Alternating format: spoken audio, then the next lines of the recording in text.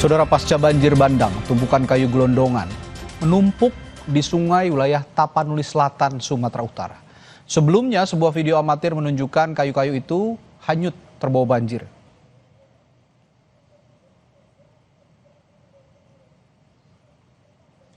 Dalam video amatir ini, gelondongan kayu ini hanyut saat banjir bandang melanda 4 desa di Kecamatan Batang Toru, Tapanuli Selatan, Selasa lalu. Gelondongan kayu ini diantaranya berukuran besar, hampir menutup seluruh permukaan sungai. 5 hari pasca banjir bandang, kayu-kayu itu menumpuk di sungai seperti yang terlihat di jembatan Aek Garuga Batang Toru ini. Greenpeace mengungkap kayu gelondongan itu akibat deforestasi di wilayah hulu.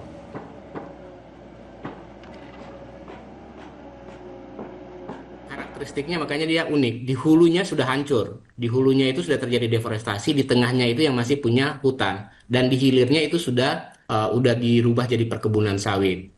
Nah, kami mencatat deforestasi di Batang Toru itu sejak tahun 90 sampai 2022 itu secara keseluruhan ada seluas 70.000 hektar atau sekitar 21% dari luas das Batang Toru itu sudah terjadi deforestasi gitu ya. Tapi di situ juga ada aktivitas tambang dan aktivitas PLTA gitu ya yang juga sedang melakukan deforestasi.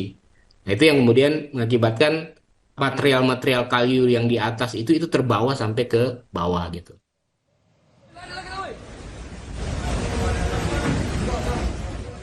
Saudara, Kementerian Kehutanan bilang kayu gelondongan yang terseret banjir bandang di Sumatera Utara adalah pohon-pohon lapuk dan pohon liar.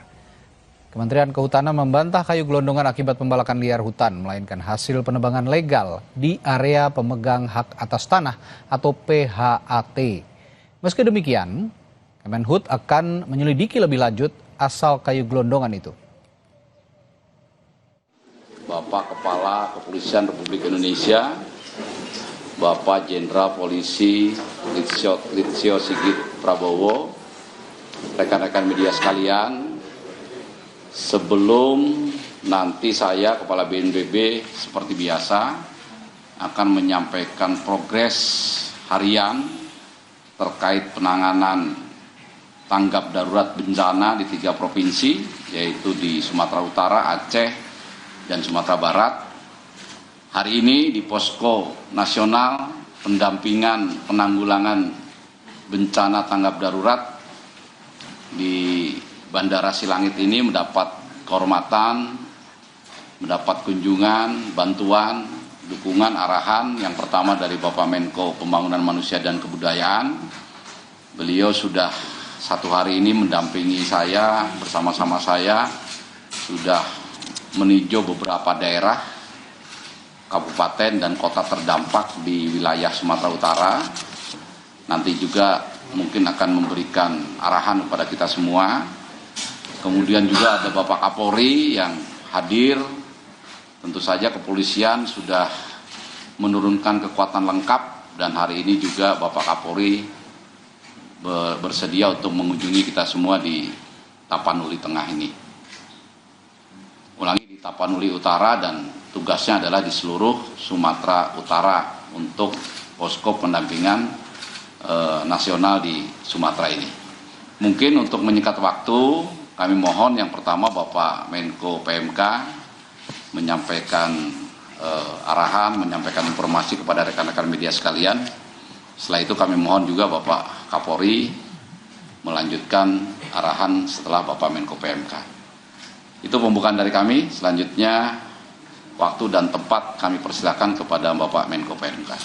Iya, terima kasih Pak Kepala BNPB, yang saya hormati Pak Kapolri, Pak Kepala BNPB hadir bersama kita, juga Pangdam, Kapolda, Sekda Provinsi, Bupati yang terus-menerus mendampingi masyarakat menghadapi bencana ini. Jadi perintah Bapak Presiden adalah seluruh kekuatan nasional dikerahkan untuk tahapan tanggap darurat sekarang ini, meringankan beban masyarakat. Jadi seperti saudara-saudara ketahui juga, sejak dini Kepala BNPB sudah berada di Sumatera, juga jajaran BNPB di semua provinsi sudah ada posko-poskosnya. Kemudian beberapa menteri juga turun ke lapangan, ada Menteri Kesehatan, Mendagri, Basarnas, Menteri Pertahanan, Panglima TNI, Kapolri, Menko Infraswil, dari Menteri Transmigrasi, Menko Pangan, Menteri Kehutanan, Menteri PPPA, Wamendagri, dan lain-lain. Jadi ini menunjukkan bahwa seluruh KL itu berusaha keras semaksimal mungkin mengerahkan kekuatan yang ada untuk membantu masyarakat bersama-sama dengan Pemda, TNI, Polri yang sejak awal di hari pertama membantu masyarakat. Jadi kami tadi bersama Kepala BNPB mengunjungi Tapanuli Tengah, Tapanuli Selatan, terus kemudian juga Sibolga. Ada beberapa hal yang menjadi perhatian kita untuk penanganan ini menjadi lebih cepat, membantu masyarakat. Ada pemulihan listrik yang kita tadi langsung koordinasikan, penyediaan BBM, juga logistik. Tentu saja juga pemulihan beberapa jalur darat ya. Oleh karena itu bantuan juga selain jalur darat juga selain udara juga laut. Jadi ini nanti akan dilaporkan secara detail oleh Pak Kepala BNPB. Jadi TNI Polri tadi di posko di Tapanuli Selatan juga di mana-mana juga ini bersebelahan terus bersama-sama. Terima kasih kepada Pak Kapolri, Pak Panglima TNI, Pak Pangdam, Pak Kapolda yang bekerja keras membantu Pemda, membantu Gubernur, membantu Bupati Wali Kota dalam menghadapi bencana ini. Jadi kita saat ini fokusnya adalah tanggap darurat. Pada saat yang bersamaan dengan tanggap darurat kita juga mulai merancang untuk rehab rekon, penyiapan hunian sementara, penyiapan hunian tetap. Dan tadi juga kita bicarakan karena kita ingin bahwa tanggap darurat bisa segera selesai, terus kemudian masuk ke tahap rehab rekon dalam waktu yang juga secepat-cepatnya agar masyarakat segera pulih beraktivitas seperti biasa dan lebih tangguh dalam menghadapi bencana ke depan. Karena ini juga pembelajaran yang luar biasa bagaimana kita sangat berat menghadapi siklon tropis Senyar ini yang sungguh luar biasa. Jadi kami mengharapkan semua pihak untuk bersama-sama membantu. Pemerintah bekerja keras, seluruh jajaran pemerintah. Mohon juga pengertian masyarakat. Banyak sekali kendala yang kita hadapi, misalnya pengerahan alat berat yang tidak mudah, tapi akan terus-menerus kita upayakan. Terima kasih pada Pak Kapolri yang hadir bersama kita, yang jajarannya bersama dengan TNI juga luar biasa bekerja keras di lapangan dengan posko-poskonya membantu masyarakat. Saya persilahkan Pak. Silakan Bapak Kapolri, waktu dan tempat dipersilahkan. Terima kasih Bapak Menko PMK, terima kasih Bapak Kepala BNPB.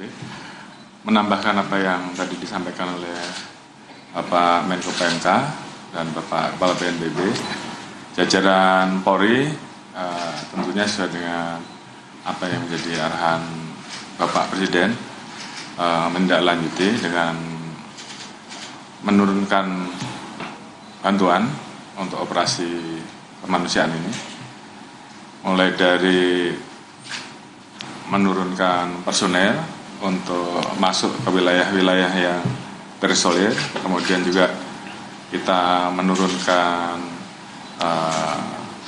sarana prasarana kita, baik itu pesawat, kemudian helikopter, kapal, untuk bisa membantu mengirimkan logistik yang diperlukan oleh masyarakat, utamanya di wilayah-wilayah yang terputus, wilayah yang jalurnya tidak bisa dimasuki, maka kita kerahkan bantuan melalui jalur udara. Kemudian melalui jalur laut juga kita berikan bantuan sehingga seluruh kekuatan yang ada baik dari Polda maupun dari Mabes kita turunkan untuk memaksimalkan dukungan kita terhadap kegiatan operasi ini, dan mungkin kita juga akan menggelar operasi Amanusa sehingga kemudian terkait dengan kebutuhan-kebutuhan personel, terkait dengan kebutuhan-kebutuhan dukungan bantuan peralatan sarana prasarana dan logistik serta personel bisa kita maksimalkan untuk bisa membantu di 3 wilayah, yaitu di Aceh, di Sumatera Utara, dan di Sumatera Barat. Mungkin itu yang bisa kami tambahkan. Terima kasih. Itu Bapak Ibu sekalian, rekan-rekan media, ya, disampaikan oleh Bapak Menko PMK dan Bapak Kapolri. Mungkin untuk secara rincinya nanti setelah ini saya akan sampaikan untuk operasi harian kepada rekan-rekan media. Ini cukup banyak, jadi mungkin mohon Bapak Menko PMK dan Bapak Kapolri terima kasih dan bisa melanjutkan kegiatan berikutnya. Kami atas nama seluruh keluarga besar BNPB dan seluruh personil yang terlibat dalam penanganan tanggap darurat bencana ini mengucapkan banyak terima kasih dan penghargaan yang setinggi-tingginya. Dengan kedatangan Bapak berdua, ini menambah semangat kami untuk lebih baik lagi dalam melaksanakan tugas. Sekian, terima kasih. Saya akhiri. Wassalamualaikum warahmatullahi wabarakatuh. Waalaikumsalam. Terima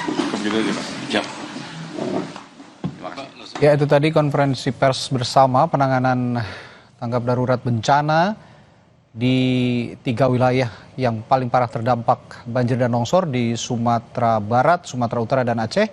Tadi dilakukan konferensi pers, dihadiri Kepala BNPB Letjen Suharyanto, lalu Menko PMK Pratikno, dan Kapolri Jenderal Listio Sigit Prabowo. Nanti lebih lanjut, Kepala BNPB juga akan melaporkan lebih detail bagaimana penanganan bencana harian di 3 wilayah yang terdampak, 3 provinsi di Sumatera Utara, Sumatera Barat, dan juga Aceh. Namun tadi dari Menko PMK Pratikno mengatakan bahwa saat ini seluruh kementerian lembaga sudah berusaha keras mengerahkan kekuatan untuk menangani masalah pasca bencana, dan itu juga termasuk dengan pemulihan jalur darat, jaringan komunikasi, dan aliran listrik. Begitupun dengan Kapolri tadi menekankan bahwa mengerahkan personel dan juga bantuan untuk mendistribusikan bantuan baik dari Polda Sumatera Utara dan juga Mabes Polri. Saudara, setelah jeda, Sapa Indonesia Malam akan segera kembali sesaat lagi, tetaplah bersama kami. Saudara, Menteri Kehutanan Raja Juli Antoni menyatakan pemerintah akan mengevaluasi pengelolaan hutan setelah banjir bandang menerjang wilayah Sumatera. Raja Juli bilang ada yang salah dalam pengelolaan hutan dan lingkungan di Indonesia. Tapi ada momentum yang baik ya untuk kita mengevaluasi, introspeksi bahwa ada yang salah nih dari pengelolaan hutan dan lingkungan hidup kita. Dan alhamdulillah kita senang sekali Pak Presiden Prabowo Subianto juga dalam pidatonya kemarin mengatakan bahwa penebangan hutan yang liar, ya, yang tidak terkontrol, ini adalah merupakan salah satu kontribusi terhadap bencana-bencana yang terjadi. Kerusakan fungsi hutan hingga deforestasi diduga jadi beberapa pemicu longsor dan banjir bandang di Sumatera.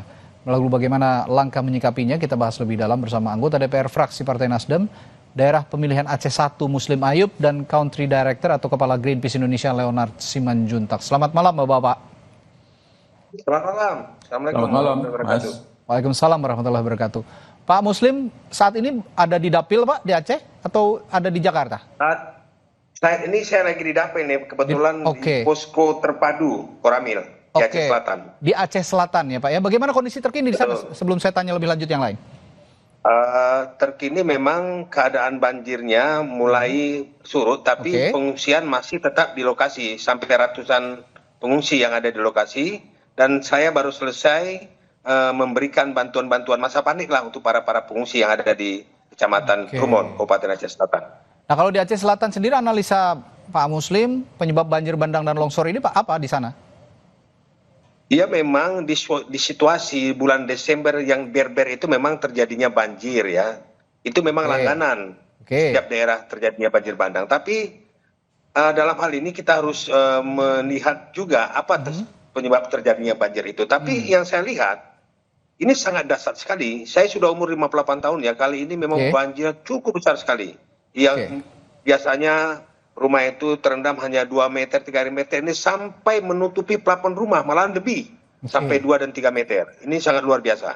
Tapi Anda memandang ini ada efek dominokah dari pengelolaan hutan di Aceh misalnya yang tidak proper sehingga menyebabkan yang Anda katakan banjir dahsyat tadi selama 58 tahun baru terjadi kali ini? Saya memang setuju apa yang disampaikan oleh Bapak Menteri Kehutanan tadi. Memang ini mungkin ada penyebab adanya pembalakan liar yang terjadi di Aceh ya, apalagi dengan banyaknya HPH yang jujur saya katakan yang memperluas arealnya di wilayah kami. Ini mungkin mengakibatkan terjadinya penebangan, dan inilah hasilnya terjadinya banjir besar yang mungkin terjadi di Aceh umumnya dan khususnya barangkali ada di daerah-daerah lain di Indonesia. Oke, jadi ada perluasan Bapak katakan tadi ya, di sana perluasan pembalakan liar di wilayah Aceh Selatan. Ya, kemungkinan dari sumber-sumber yang layak dipercaya pembalakan liar itu terjadi mungkin barangkali ada oknum-oknum yang membuka HPH yang kita tidak tahu bagaimana proses izinnya. Karena jujur saya katakan banyak memang HPH yang membuka area hutan di Aceh ini, kita tidak tahu bagaimana proses izinnya, tiba-tiba muncul arealnya sampai ribuan hektar. Ini yang terjadi barangkali yang harus kita sikapi. Jadi menteri, khususnya Menteri Kehutanan, tidak segampang mengeluarkan proses izin terhadap HPH ini. Ya, sangat terlihat sekali Pak Muslim kalau memang banyak sekali Anda katakan perluasan lagi pembalakan liar. Dari visual udara saja sudah banyak pengundulan di bukit, pengundulan di hutan-hutan. Nah, saya ke Pak Leonard kalau gitu. Pak Leonard, jadi bagaimana kondisi hutan di Sumatera jika melihat banjir bandang dan longsor saat ini? Seberapa parah kerusakannya dan risiko dampaknya? Baik, makasih Mas. Selamat malam. Ya. Pertama-tama tentunya kembali menyampaikan rasa duka kepada seluruh masyarakat yang terkena. Ini bencana luar biasa. Saya kira ini mungkin salah satu bencana ekologis, bencana hidrometeorologis terbesar yang kita hadapi sampai saat ini. Jadi dan juga tentunya kepada seluruh tim yang masih bekerja keras untuk evakuasi, untuk buka akses dan sebagainya, kita sampaikan dukungan selalu. Nah, Sumatera itu sebenarnya memang sudah kehilangan sebagian besar hutannya. Hutan dataran rendahnya sudah hampir habis sebenarnya. Sudah terkonversi menjadi ya terutama adalah perkebunan sawit dan HTI. Itu masif terjadi sejak tahun 80-an. Sebenarnya yang relatif tersisa adalah di wilayah-wilayah pegunungannya, yaitu mulai dari kalau di wilayah dapilnya Pak Muslim di Loser, kawasan ekosistem Loser, turun ke selatan ke Bukit Barisan, sampai ke Bukit Barisan Selatan. Jadi itu yang tersisa, tetapi sekitar 10 tahun terakhir, 10 sampai 15 tahun terakhir juga terambah macam-macam proses deforestasi yang terjadi di wilayah pegunungan ini. Dari yang legal, kita harus bicara yang legal. Jadi izin-izin itu diberikan dalam jumlah ribuan dan jumlah hektarnya jutaan hektar sampai yang membalak liar. Itu di mana-mana. Itu jutaan hektar. Tapi saya berangkat dulu dari yang legal. Kalau memang yang legal saja sudah merusak begitu ya, apalagi yang liar begitu. Perlukah kalau demikian adanya moratorium misalnya pemberian izin terhadap logging di hutan-hutan di Sumatera, terutama di Aceh yang juga saat ini cukup parah terjadi longsor dan banjir di sana? Ya. Moratorium kita punya Mas sejak 2013 sebenarnya, sejak zaman Pak SBY, dilanjutkan oleh Pak Jokowi, dan tetapi praktek di lapangan tadi seperti Pak Muslim bilang izin-izin keluar terus. Begitu. Jadi proses konversi lahan keluar terus, dan kemudian dari kemudian setelah Undang-Undang Cipta Kerja makin mudah lagi. Oke. Nah itu sekarang sudah merambah, kalau sudah sampai ke hulu-hulu das, tentunya itu yang kita lihat sekarang, kerusakan parahnya. Oke. Karena tidak ada lagi, sudah robek-robek fungsi lindung ekologisnya. Oke. Jadi kapasitas lingkungan menghadapi situasi cuaca ekstrim yang dibawa oleh siklon tropis Senyar ini ambrol. Jadi dia jebol sama sekali, sehingga kemudian tidak ada yang menahan luncuran banjir bandang di mana-mana itu. Baik. Gitu. Tanpa bermaksud menuding, Pak Leonard, saya ingin tanyakan, kalau menurut pandangan Anda, siapa aktor utama di balik deforestasi itu? Perkebunan sawitkah, tambangkah, HGU bermasalah, HTI, atau siapa? Siapa yang akan tanggung jawab? Saya akan tanyakan itu nanti setelah jeda di Sapa Indonesia Malam. Tetaplah bersama kami.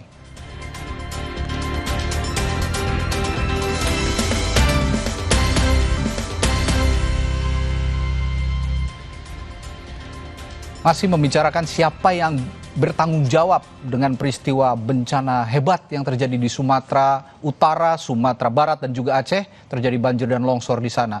Apakah betul penyebabnya adalah benar-benar deforestasi dan alih fungsi lahan? Dan kalau memang betul, kira-kira Pak Leonard, siapa yang bertanggung jawab? Kalau saya bisa tanyakan, tanpa bermaksud menuding, karena tadi berdasarkan pembicaraan kita sejak awal, ini memang ada pihak-pihak yang menyalahgunakan lahan-lahan di Sumatera Utara, Sumatera Barat, dan juga Aceh hingga menyebabkan bencana besar ini terjadi, Pak Leonard. Ya, kelindannya sudah begitu kusut sebenarnya, Mas. Ini banyak sekali pihak terlibat dari pemberian izin yang sebenarnya sudah mengingkari moratorium. Pemberian izin baru itu dan juga pemutihan di mana-mana, kemudian kawasan tambang di kawasan hutan. Catatan teman-teman Jatam ada 1.907 izin usaha tambang seluruh Sumatera, luasnya 2,45 juta hektar. Sumatera Utara sebagai contoh kehilangan dari 2001 sampai 2024 1,6 juta hektar tutupan hutan. Wow. Kemudian sebagian besar daerah aliran sungai di ketiga provinsi ini itu akhirnya sekarang itu kategorinya APL, area penggunaan lain, bukan kawasan hutan. Nah ini kan proses ini kan kalau sudah APL itu rawan sekali deforestasi begitu. Jadi kita sudah temui banyak kasus kan, artinya dari yang sifatnya manipulasi sampai korupsi, keterlibatannya banyak pihak. Dari aktor-aktor negara sampai non negara, kelindan ini sudah kusut sekali sehingga memerlukan evaluasi yang total, audit total tentang bagaimana tata kelola hutan di Sumatera ini. Begitu. Kalau Pak Leonard saja sudah tidak bisa menguraikan siapa yang bertanggung jawab karena saking kusutnya benang yang sudah dijahit ini sepertinya. Saya akan tanyakan kalau begitu ke Pak Muslim. Pak Muslim, Anda berada di Komisi 13 yang juga membidangi masalah reformasi regulasi. Apa yang bisa Anda dorong dengan kekusutan yang diungkap oleh Pak Leonard tadi di di kasus bencana besar di Aceh dan Sumatera Utara dan juga di Sumatera Barat ini, Pak Muslim? Boleh nggak saya berbicara sedikit masalah banjir silakan. besar yang terjadi di Aceh? Yang pertama begini, saya tetap mengatakan kepada pemerintah Republik Indonesia, ini statusnya ini bagi Aceh ya, ini dari 23 kabupaten kota, 18 kabupaten yang berdapat banjir besar. Hari ini saja data per tanggal 30 November 2025, totalnya meninggal dunia 96 orang. Jadi itu hanya di Aceh saja ya? 113 jiwa. Hilang 113 jiwa. Yang mengungsi 62.000 sampai 291 KK yang mengungsi. Jadi saya berharap ini bukan bencana-bencana daerah lagi nih, ini bencana nasional. Sesuai mungkin barangkali Undang-Undang Nomor 24 Tahun 2007 tentang penanggulangan bencana nasional. Ada 5 syarat itu. Yang pertama, jumlah korban jiwa ini sudah luar biasa, sudah sampai 96 orang meninggal. Yang kedua, kerugian harta benda. Yang ketiga, kerusakan prasarana dan sarana. Yang keempat, cakup luas bencananya. Yang kelima, dampak sosial ekonomi masyarakat itu tersebut. Kami mendorong kepada pemerintah pusat untuk menetapkan bahwa Aceh dan Sumatera itu masuk dalam bencana nasional. Itu yang pertama. Dan saya sikapi apa yang disampaikan tadi. Yang pertama, kita evaluasi kembali izin-izin yang sudah diterbitkan oleh kementerian. Karena saya tahu, saya juga memahami juga menyangkut masalah perizinan juga. Saya yakin ada kekeliruan, ada main mata dengan terbitnya izin-izin ini. Kalau kita lihat dari kenyataan yang ada di lapangan, izin itu tidak sesuai dengan lahan yang dipetakan. Ini kan merupakan sumber persoalan. Misalkan izin ini di pusat, di daerah atau di mana, Pak Muslim? Ini khusus di daerah kami di Aceh. Oke, artinya pemerintah setempat di daerah atau pusat juga yang punya peran untuk menerbitkan izin-izin yang dalam tanda kutip liar ini? Ini pusat. Kalau daerah tidak mungkin menerbitkan ini. Daerah itu masih memikirkan daerahnya. Jadi dia seorang pimpinan daerah tidak akan mungkin dia perjualkan daerahnya untuk menghancurkan daerahnya. Ini adalah pusat. Oke, baik. Ini yang harus juga diperhatikan. Dan saya juga dengar ada beberapa proyek nasional juga yang menyebabkan deforestasi. Apakah betul? Singkat saja Pak Leonard, untuk yang menyebabkan deforestasi di Aceh, Sumatera Barat dan juga Utara ini. Ya, saya confirm Pak Muslim bahwa ini sekarang pusat yang harus tanggung jawab, karena ini kan kita dalam proses resentralisasi. Ya. Sejak Undang-Undang Cipta Kerja semua ditarik ke pusat. Jadi izin-izin itu hampir semua dari pusat. Dan juga memang PSN yang kita tahu sama-sama. Ya, proyek strategis nasional yang saya maksud tadi. Ya, proyek strategis nasional itu kan diberikan karpet merah. Di mana-mana. Artinya environmental safeguard atau perangkat-perangkat perlindungan lingkungan dalam misalnya bentuk AMDAL misalnya itu dilakukan tidak menjadi prioritas. Ini yang diperlukan dari sekarang, aksi tegas dari pemerintah pusat. Kesimpulannya begitu ya, bahwa Pak Muslim dan Pak Leonard sepakat bahwa tidak mungkinlah pemerintah daerah mengorbankan daerahnya sendiri untuk dilanda bencana sedemikian besar. Dan tadi juga Menteri Kehutanan sudah mengatakan harus ada yang dievaluasi, tapi jangan hanya lip service ya. Harus tegas apa tindakan nyata yang harus dilakukan sesegera mungkin agar bencana besar seperti ini tidak terjadi lagi di kemudian hari. Terima kasih Pak Leonard dan juga Pak Muslim telah bergabung bersama kami di Sapa Indonesia Malam. Kita jumpa lain waktu. Sampai jumpa, selamat malam. Dan itu menjadi akhir Sapa Indonesia Malam hari ini. Terima kasih telah menyaksikan dan pastikan secangkir kopi gula aren menemani waktu istirahat Anda. Saya Radhi Saputro. Sampai jumpa.